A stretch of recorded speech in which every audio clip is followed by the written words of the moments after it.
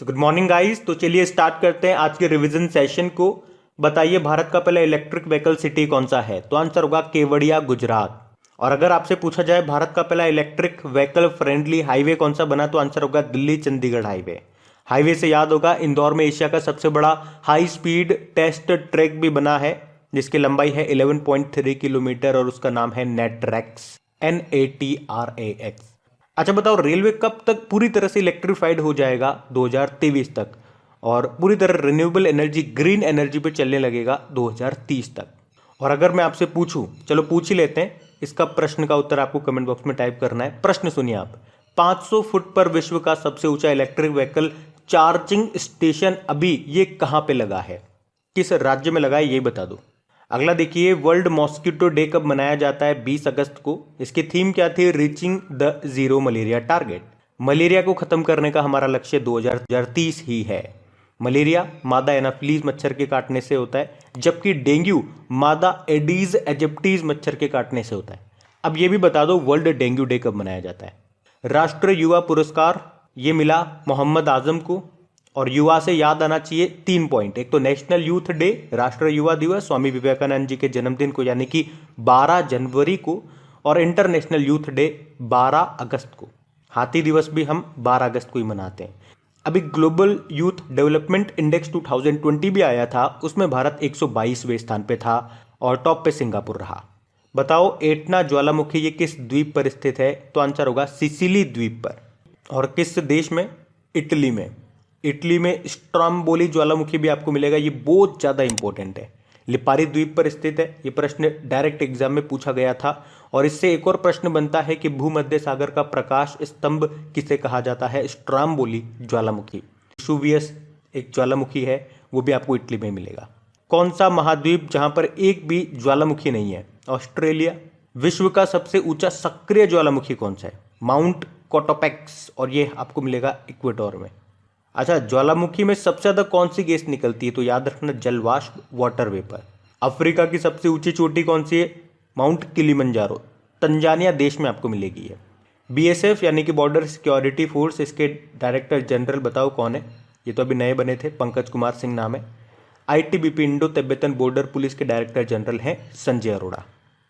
और हाँ guys, Unacademy आपके लिए लेकर के आया है बढ़िया बैचेस, ताकि आपकी तैयारी हो एकदम पक्की। तो आज ही सब्सक्राइब करें अनअकैडमी प्लस और पाएं अंकुश लांबा, आशीष अरोड़ा, निमिषा बंसल और इंडिया के और भी टॉप एडुकेटर्स एक ही प्लेटफॉर्म पर। देखो, आपको बैचेस बिल्कुल बेसिक से लेके बिल्कुल हाई लेवल तक मिल जाएंगे।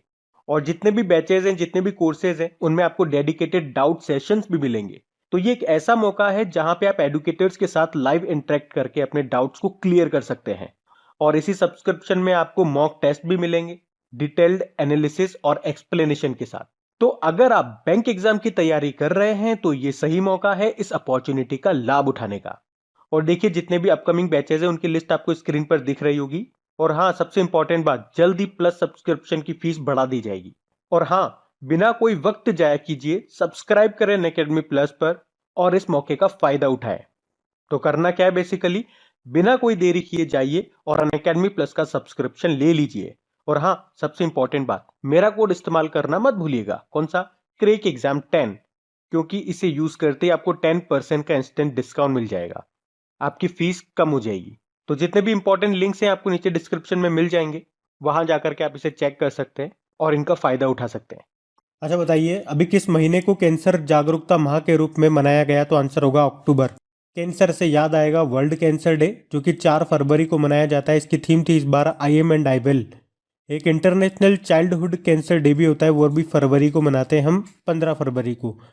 और अभी हमने नेशनल कैंसर अवेयरनेस डे मनाया 7 नवंबर को। बताइए विश्व कपास दिवस कब मनाया जाता है? 7 अक्टूबर को। थीम क्या थी? Cotton for good. भारतीय वायुसेना दिवस 8 अक्टूबर को मनाया। और अभी इसके नए एयर चीफ मार्शल कौन बन गए? VR चौधरी बन गए। वैसे हमारे नए नेवल चीफ किसे नियुक्त किया गया, जो कि करमबीर सिंह का स्थान लेंगे? तो ये आपको कमेंट बॉक्स में टाइप करना है। बाकी भारत के पहले चीफ ऑफ डिफेंस स्टाफ आप जानते ही हो, बिपिन रावत है। बताओ विश्व डाक दिवस कब होता है? 9 अक्टूबर को। बताओ विश्व डाक दिवस कब होता है? ये 9 अक्टूबर को होता है। इसकी थीम थी innovator to recover. National postal workers day यानी कि राष्ट्रीय डाक कर्मचारी दिवस 1 जुलाई को होता है। विश्व प्रवासी पक्षी दिवस वर्ल्ड माइग्रेटरी बर्ड डे साल में 2 बार होता है, अक्टूबर और मई के दूसरे शनिवार को। थीम क्या थी? सिंग फ्लाई सोर लाइक अ बर्ड। बाकी नेशनल डॉक्टर डे ये 1 जुलाई को मनाते हैं। थीम थी सेव द सेवियर। विश्व युवा कौशल दिवस वर्ल्ड यूथ स्किल डे 15 जुलाई को। क्या थीम थी? युवा कौशल पोस्ट महामारी का पुनर्मूल्यांकन, री image youth skills post pandemic. World brain day 22 जुलाई को मनाया जाता है। क्या थीम थी? Stop multiple sclerosis. विश्व आदिवासी दिवस यानी कि वर्ल्ड ट्राइबल डे 9 अगस्त, बता ही दिया। थीम क्या थी? Leaving no one behind, indigenous people the call for a new society contract.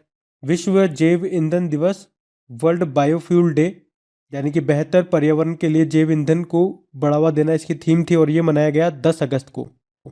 तो अब पुराने महीने के करंट अफेयर्स का भी रिवीजन करेंगे।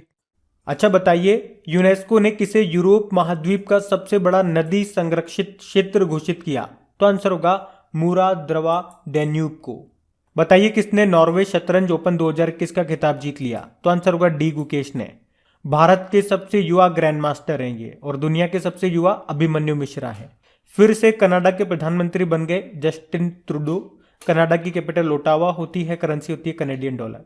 विश्व गुलाब दिवस कब मनाया गया? वर्ल्ड रोज डे 22 सितंबर को। और 22 सितंबर को वर्ल्ड राइनो डे भी मनाते हैं, जिसकी थीम थी कीप द गिव अलाइव। अच्छा, आपको याद होगा एक चक्रवात आया था जिसका नाम गुलाब रखा था।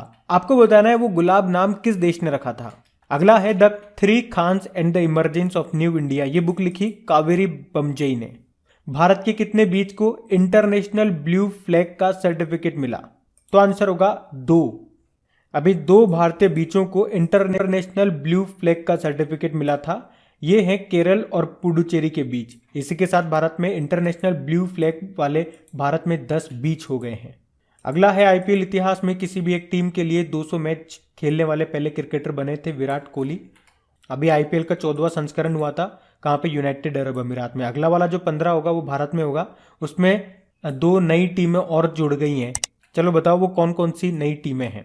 फोर्ब्स की 2021 में दुनिया के सर्वाधिक कमाई करने वालों के फुटबॉलर्स की सूची में टॉप पे रहे कौन? Cristiano Ronaldo. बताइए अंतर्राष्ट्रीय सांकेतिक भाषा दिवस इंटरनेशनल साइन लैंग्वेजेस डे कब मनाया जाता है? तो आंसर होगा 23 सितंबर को। थीम थी we sign for human rights. Assam में चाय उत्पादन को बढ़ावा देने के लिए जिले में चाय पार्क, किस जिले में चाय पार्क स्थापित किया गया? तो कामरूप जिले में, कामरूप जिले के चाय गांव में। किसे नागरिक उड्डयन सचिव के रूप में नियुक्त किया गया? तो आंसर होगा राजीव बंसल को, और इसके मंत्री हैं ज्योतिरादित्य सिंधिया। आईपीएल के इतिहास में एक टीम के खिलाफ 1000 रन बनाने वाले पहले क्रिकेटर बने रोहित शर्मा, मुंबई इंडियंस के कप्तान है ये। और अभी आईपीएल के इतिहास में किसी भी एक टीम के लिए 200 मैच खेलने वाले पहले क्रिकेटर बने कौन? विराट कोहली। अभी हमने पीछे पढ़ा है इनके बारे में, है ना, तो इसे कोरिलेट करके याद रख लो।